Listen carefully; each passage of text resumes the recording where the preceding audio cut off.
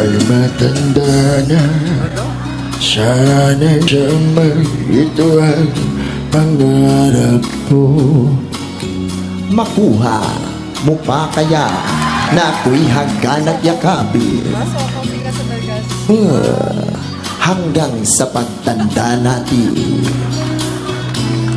Nagtatanong lang sa'yo ay ibigin mo kahit maputi na ang buhok ko.